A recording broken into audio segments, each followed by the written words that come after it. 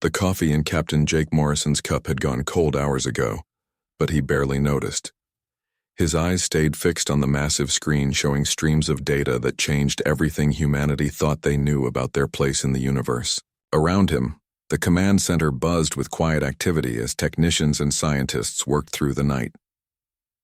Dr. Lisa Warren sat 3 chairs away, her fingers dancing across her tablet as she tried to decode the alien message for the 100th time. Dark circles under her eyes showed she had not slept in 2 days. Every few minutes she would mutter something in a language that sounded like no human tongue ever spoken. "Still nothing new?" Morrison asked, though he already knew the answer. Warren looked up and shook her head. "The mathematical parts are clear enough. They know where we are, how many people live on Earth, and they have been watching our radio signals for decades. But the cultural parts," she rubbed her temples. "It's like trying to understand a mind that thinks completely different from ours." The alien transmission had arrived exactly 72 hours ago. Every major radio telescope on Earth had picked up the same signal at the same time. It was clearly artificial, clearly intelligent, and clearly meant for humanity. The message came in perfect mathematical sequences first, then shifted into something that might have been language. Ambassador Peter Collins walked into the room carrying a fresh cup of coffee and looking far too calm for someone dealing with first contact. Morrison had worked with Collins before and knew that calm exterior hid a sharp mind that never stopped calculating angles and possibilities. "Any word from Washington?" Morrison asked. "The president wants updates every hour. The UN Security Council is meeting in emergency session. Half the world's governments are demanding we respond immediately, and the other half want us to stay completely silent." Collins sat down and sipped his coffee. "What do we actually know so far?" Warren pulled up her notes on the main screen. "The signal comes from a point about 4 light-years away, but it's clearly from a ship, not a planet. They call themselves the Zephyrian Collective. From what I can understand, they're not just one species, but several working together." "Working together or one controlling the others?" Morrison asked. His military training made him think about threats first and friendship second. "That's the question, isn't it?" Warren highlighted several sections of the translated text. "They keep using terms that could mean cooperation, but they could also mean domination. Their language has dozens of words for different types of control and submission, but I can only find a few words that might mean equality or partnership." Collins leaned forward. "What about their demands?" "They're not exactly demands, more like expectations." Warren's voice carried worry. "They say humanity has 30 of their time cycles to prepare for something they call integration assessment. They mention that they've done this 47 times before with other species. And what happened to those other species?" Morrison already suspected he would not like the answer. Warren was quiet for a moment. 23 were deemed compatible and integrated into their collective. 24 were classified as resource contributors. "Resource contributors," Collins repeated slowly. "That doesn't sound good." It gets worse. When they talk about the integrated species, they use language that suggests these species still exist but work within the Zephyrian system. When they talk about resource contributors, they use terms that sound more like— Warren paused. "Like livestock management." The room fell silent except for the quiet hum of computers and air conditioning. Morrison stood up and walked to the window overlooking the city below. Millions of people going about their normal lives completely unaware that their entire future might have been decided by aliens they had never met. "How long do we have?" he asked. "If I'm reading their time measurements correctly, about 6 months, Warren replied. 6 months to convince them we're worth keeping around as equals instead of slaves, Collins said quietly. General Frank Hayes chose that moment to enter the command center. The old soldier looked like he had not slept either, but his uniform was still perfectly pressed and his gray hair was neatly combed. Morrison had served under Hayes years ago and respected the man's ability to stay calm under pressure.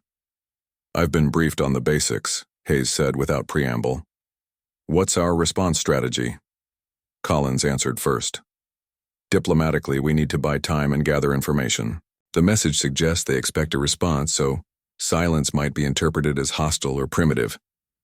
Militarily," Morrison added, We need to assume the worst-case scenario and prepare accordingly. If they can travel between stars and they've conquered 47 other species, their technology is far beyond ours. Hayes nodded. The Joint Chiefs are already working on defense preparations. But let's be realistic. If they want to destroy us, we probably can't stop them with our current capabilities. Then we have to make sure they don't want to destroy us, Warren said, or at least make them think twice about it. She pulled up another section of the alien message. There's something interesting in how they describe their previous contacts. Every single integration or subjugation followed the same pattern. Initial contact, assessment period, then integration. They seem to assume that all species will follow this same path. Meaning? Collins asked. Meaning they might not know how to handle a species that doesn't fit their expected pattern.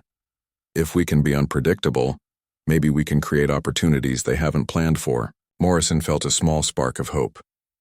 So what do we tell them? Collins was already drafting the response in his head. We welcome dialogue and look forward to mutual understanding between our peoples. We're honored by their contact and eager to learn about their collective. That's very diplomatic, Hayes said dryly. It's also buying us time without committing to anything specific. We acknowledge their message without accepting their assumptions about how this process will work. Warren was already working on the technical aspects of the transmission. I can have the message ready to send within an hour. We'll use the same mathematical introduction they did, then switch to simple concepts that should translate clearly.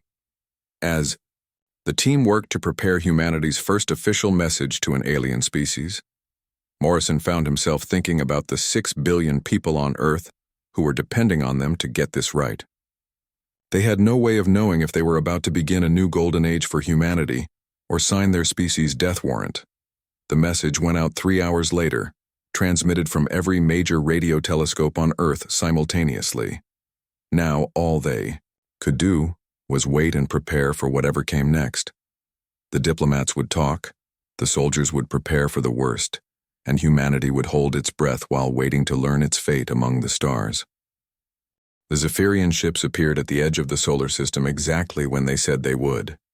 3 massive vessels, each one bigger than any space station humanity had ever built. Captain Jake Morrison watched them through the viewing screens aboard the UES Freedom, humanity's most advanced warship, though it looked like a toy next to the alien craft. Ambassador Peter Collins adjusted his tie one more time before stepping into the shuttle that would take him to the diplomatic meeting. 6 months of preparation had led to this moment. Dr. Lisa Warren sat beside him, her tablet full of notes about Zephyrian language and culture.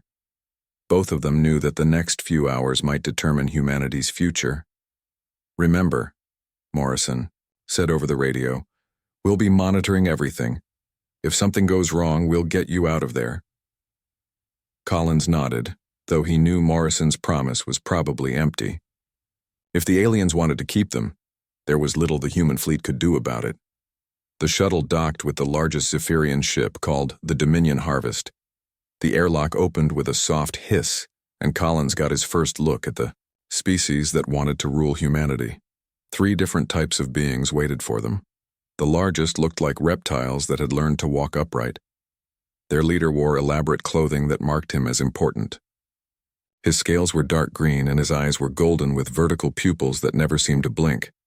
The second group looked like insects, but bigger than any insect on Earth.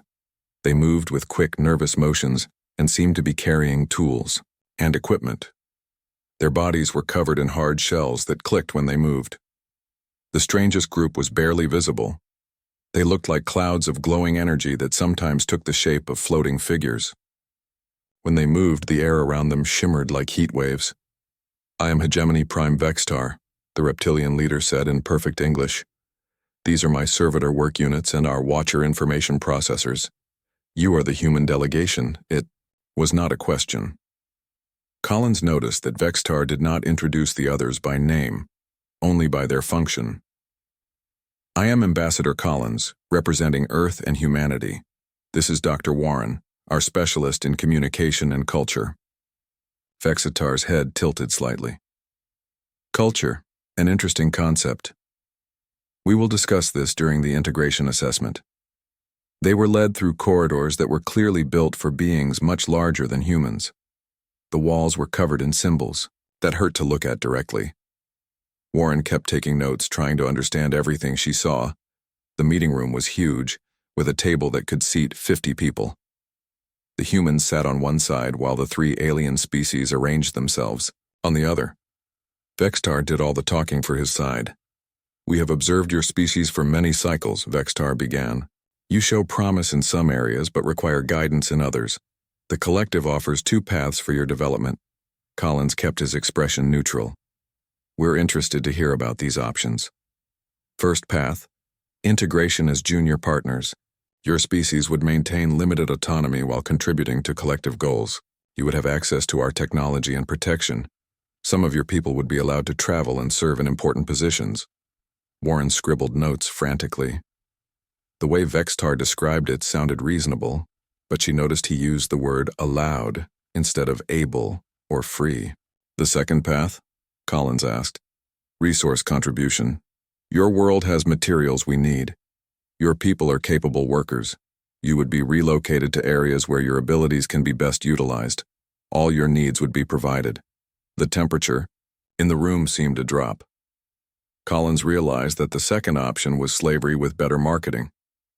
"These are significant decisions," Collins said carefully. "We would need time to consider and discuss with our people." Vextar's golden eyes focused on him. "Time is acceptable. We are not unreasonable. You have 6 more cycles to make your choice." 6 more months, Warren whispered to Collins.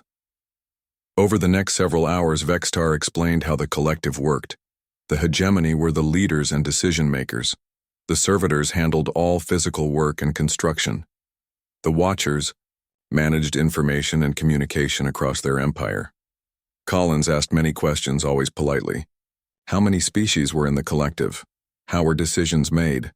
What happened to species that chose the second path? Vextar answered most questions, but Collins noticed gaps in his responses. When asked about the resource contributor species, Vextar would only say they were efficiently utilized and properly managed.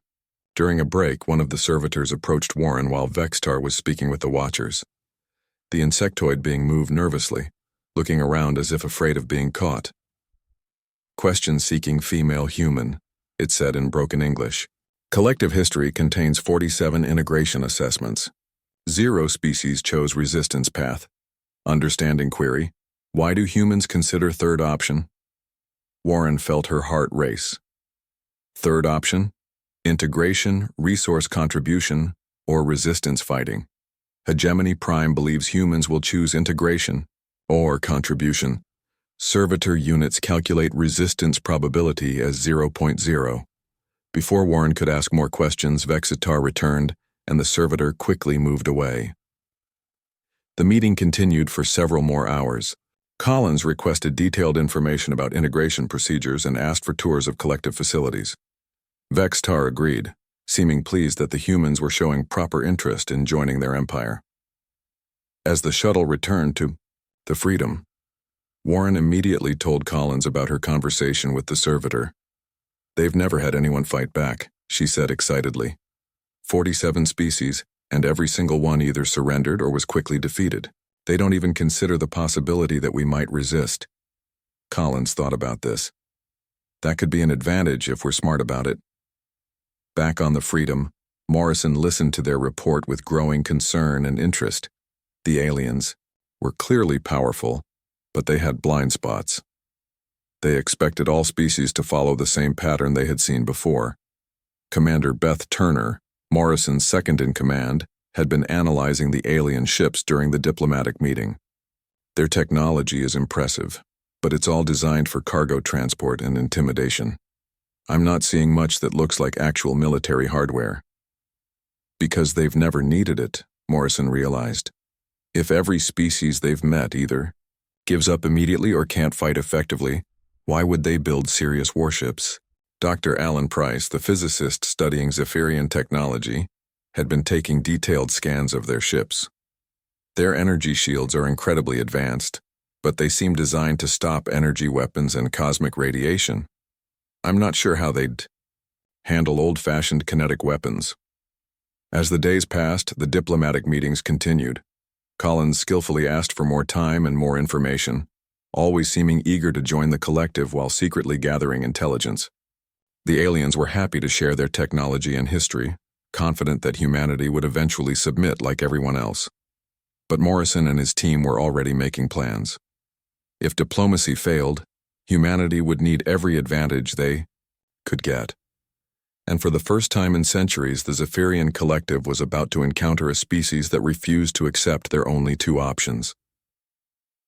The dance of words continued, but both sides were preparing for the music to stop. Major Kate Sullivan floated in zero gravity inside the cargo bay of what used to be a mining ship. Now it carried weapons instead of ore. Around her, technicians worked quietly to install the new systems that might give humanity a fighting chance. "How many more can we convert?" she asked the chief engineer. 12 more cargo haulers, 8 passenger liners, and maybe 20 mining vessels if we strip out everything unnecessary, he replied. They won't look like much, but they'll pack a punch. 3 months had passed since the diplomatic meetings began. Ambassador Collins continued to meet with the Zephyrians twice a week, always asking for more details about integration procedures. The aliens seemed pleased with humanity's apparent eagerness to join their collective. They had no idea what humanity was really doing with the extra time. Dr. Alan Price had made the most important discovery. The Zephyrian shields that protected their ships were amazing at stopping energy weapons like lasers or plasma bolts, but they were designed based on the assumption that all advanced species used energy weapons.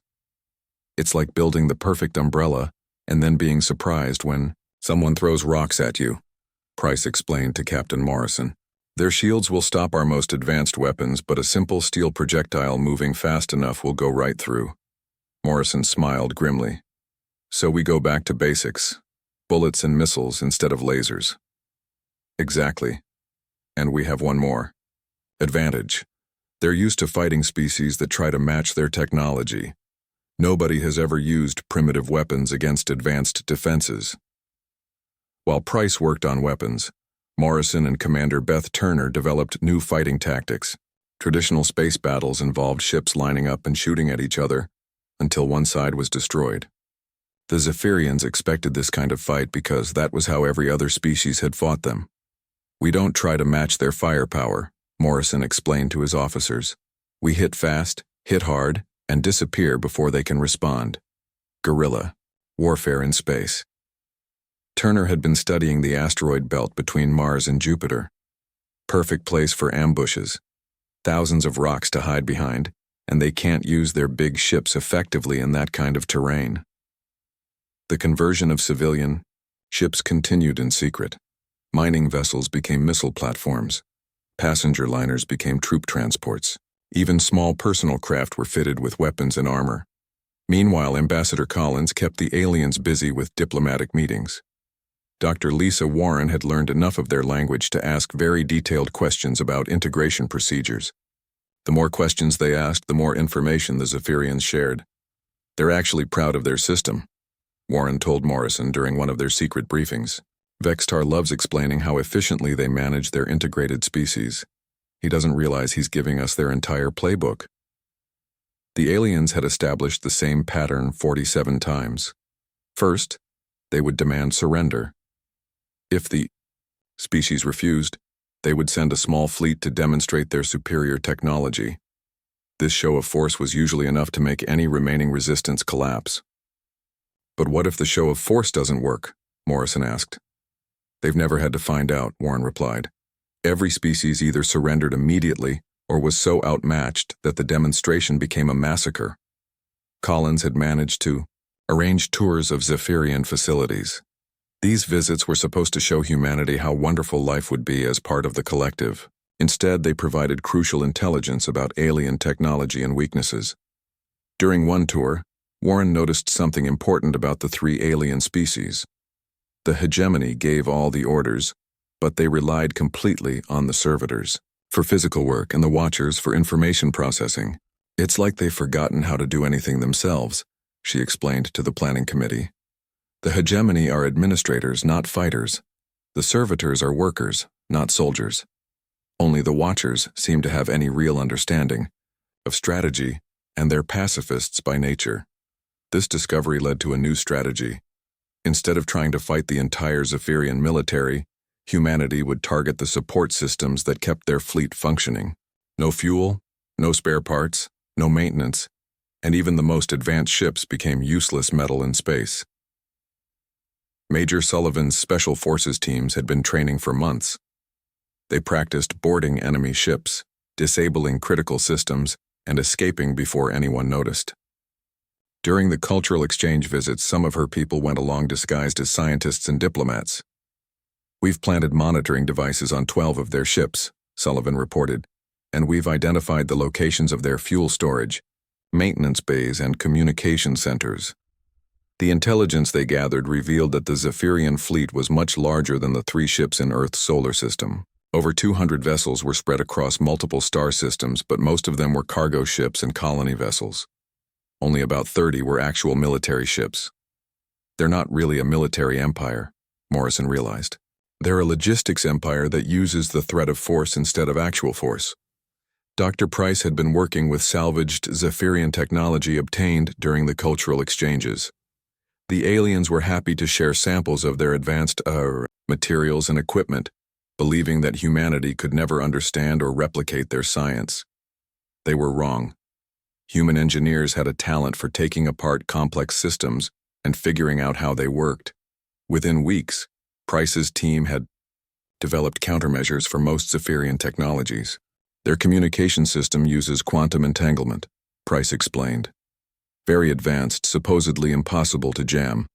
But if you introduce random quantum noise at the right frequency, the whole network collapses. As the months passed, the Zephyrians began making subtle changes to their demands. Vextar started mentioning deadlines more often.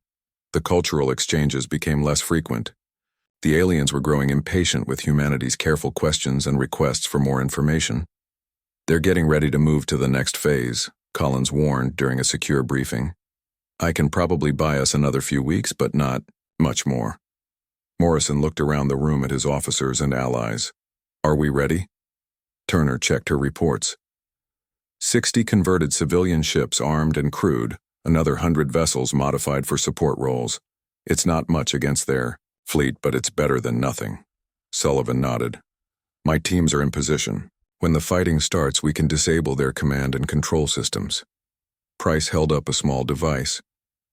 "Quantum jammers are ready for deployment. Once we activate these, their ships won't be able to communicate with each other or their home base." Warren looked worried. "What about the other species in their empire? If we fight back, the Zephyrians might take revenge on them." "That's a risk we have to take," Morrison said quietly. "If we don't fight, we all end up as slaves anyway."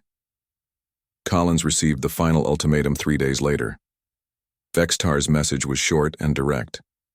Humanity had 1 week to choose integration or resource contribution. There would be no more delays, no more questions, no more cultural exchanges. The time for talking was almost over. Soon the diplomats would step aside and let the soldiers try to save humanity's freedom. Morrison only hoped their preparations would be enough when the real test came. The countdown to humanity's future had begun. The alarm on the UES Freedom screamed through the corridors at exactly 600 hours. Captain Jake Morrison was already awake, staring at the tactical display that showed 12 Zephyrian warships moving toward Earth in perfect formation. "Here we go," he muttered, reaching for his communication headset. "All units, this is Morrison. The dance is over. Time to fight." Across the solar system, 60 converted civilian ships received the signal and began moving toward their assigned positions. Mining vessels that now carried missiles emerged from behind asteroids. Passenger liners filled with Marines started their engines.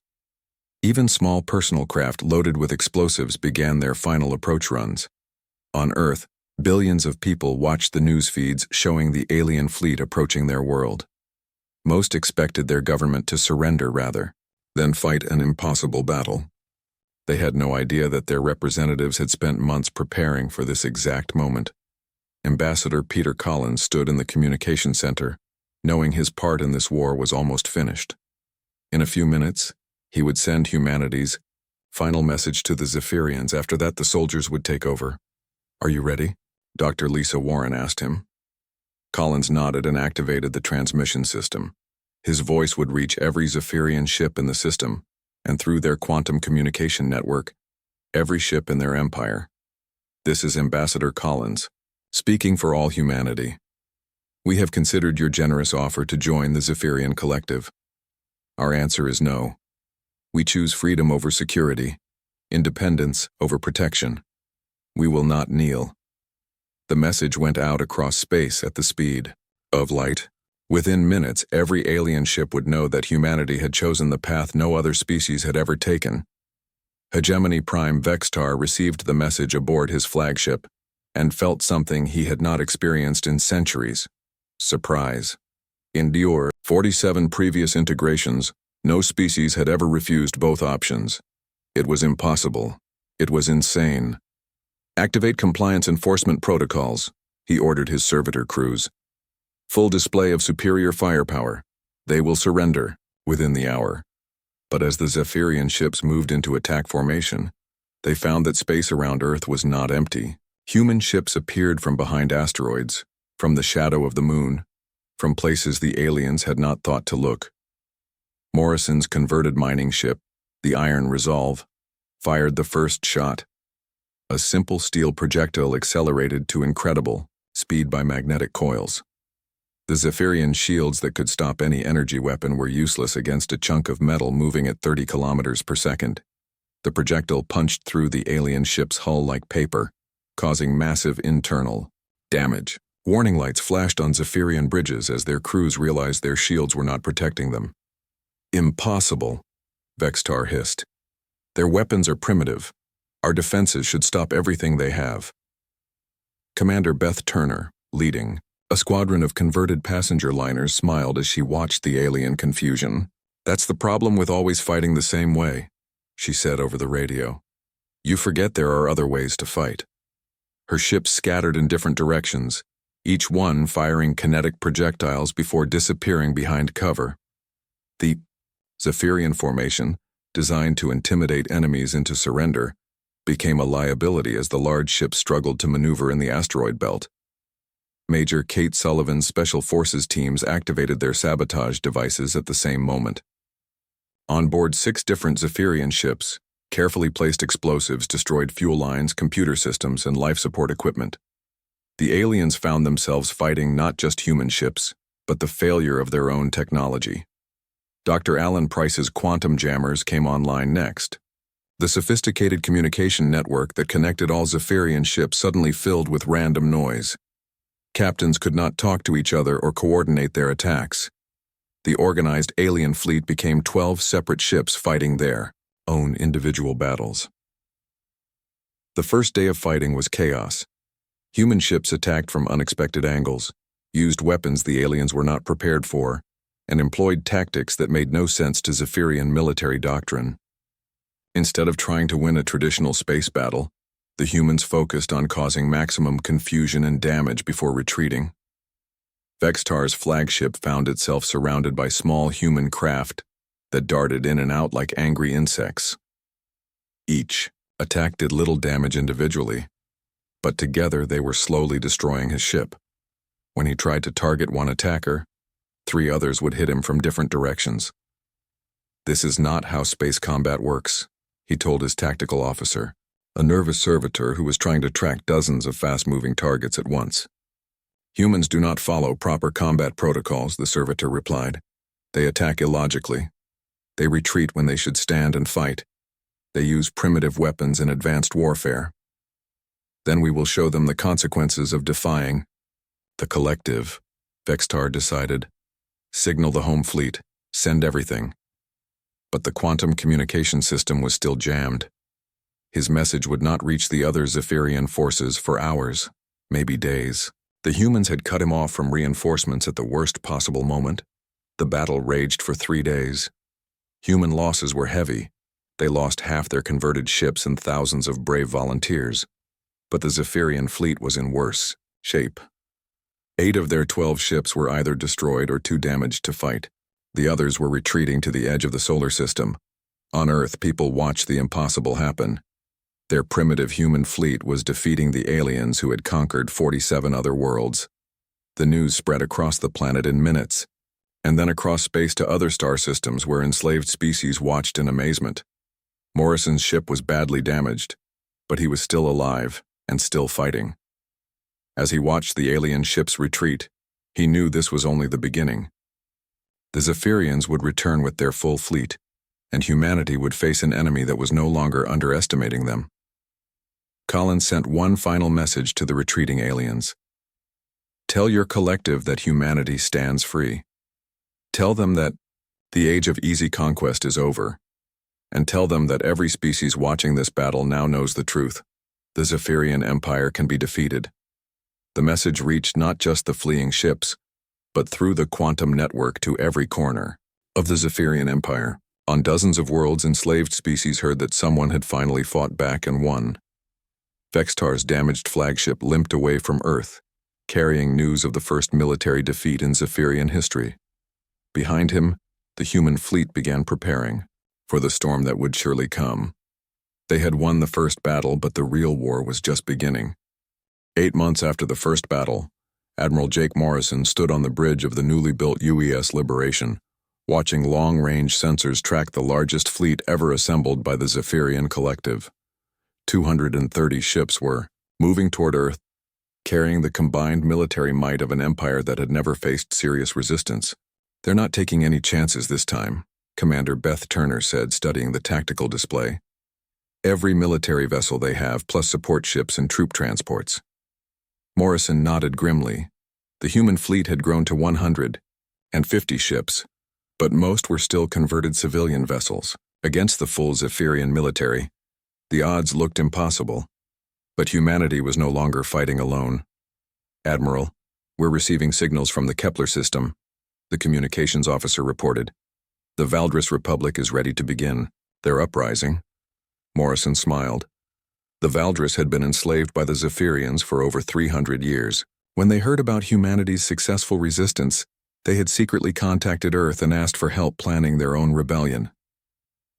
What about the others? Morrison asked. 7 more systems have confirmed they're ready to fight.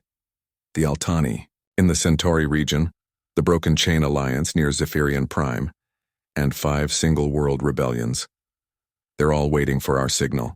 Dr. Lisa Warren had spent months working with Ambassador Peter Collins to establish secret communications with enslaved species across the galaxy. Her breakthrough in understanding Zephyrian quantum networks had allowed humanity to send messages that the collective's leaders could not intercept. The timing has to be perfect, Collins said from his position at the diplomatic station. If we start the rebellions too early, the Zephyrians will crush them before we can help. Too late. And we face their full fleet alone. Major Kate Sullivan's voice came over the radio from her position near the asteroid belt. My teams are in position on 17 Zephyrian ships. We're ready to activate the sabotage packages on your command. Morrison looked at the tactical display one more time. The enemy fleet was still 6 hours away from Earth. Time enough to change the course of galactic history. Send the signal, he ordered. All rebellions commence immediately. Across the galaxy, enslaved worlds that had waited centuries for freedom finally struck back. On Valdris Prime, hidden weapons caches were opened and civilian ships transformed into fighters. In the Altani system, 3 generations of secret planning came to fruition as carefully placed explosives disabled Zephyrian mining operations. The Broken Chain Alliance, a coalition of 5 species that had maintained underground resistance for decades, launched coordinated attacks on Zephyrian supply bases. For the first time since their conquest, the oppressed peoples of the galaxy fought back together. Aboard the Zephyrian flagship Eternal Dominion, Hegemony Prime Vextar watched his empire crumble in real time. Reports flooded in from across the collective's territory. Uprisings on dozens of worlds, attacks on supply lines, and worst of all, his own ships being sabotaged from within. How is this possible? He demanded of his tactical staff. These species have been pacified for centuries. They have no weapons, no coordination, no leadership. A watcher entity materialized beside him. its energy form flickering with what might have been distress. The humans have been teaching them, sharing knowledge of resistance, providing technical assistance, inspiring hope where there was none. Vexitar's golden eyes blazed with fury. One primitive species has undone millennia of careful control. Not primitive, the Watcher corrected, quietly. Different. They think in ways we never anticipated. The battle for Earth began as the Zephyrian fleet entered the solar system. But instead of facing just the human defenders, they found themselves fighting on multiple fronts as news of the galaxy-wide rebellion reached their ships. Morrison launched his attack before the aliens could organize their formation. Human ships struck from every direction using the same guerrilla tactics that had worked before. But this time, the Zephyrians were ready for unconventional warfare. "They've adapted," Turner reported as energy beams from the alien fleet began finding their targets.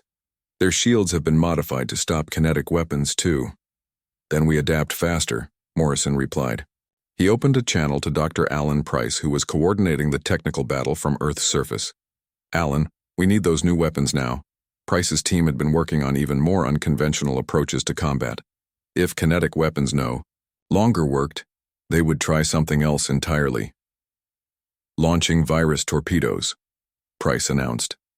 Small missiles containing computer programs designed to infect alien systems began streaking toward the Zephyrian fleet. The digital warfare was something the collective had never encountered. Their computer systems, designed to be perfectly efficient and standardized across all ships, became a liability when human hackers found ways to exploit their uniformity. One by one, Zephyrian ships began malfunctioning as human viruses spread through their networks. Weapons systems fired randomly, navigation computers gave false readings, and life support systems fluctuated wildly. Sullivan's sabotage teams activated their final surprises. On 17 different ships, hidden explosives destroyed the quantum communication arrays that allowed the fleet to coordinate. The massive Zephyrian armada became a collection of isolated vessels fighting their own separate battles. The turning point came when the Watchers made a decision that shocked both sides.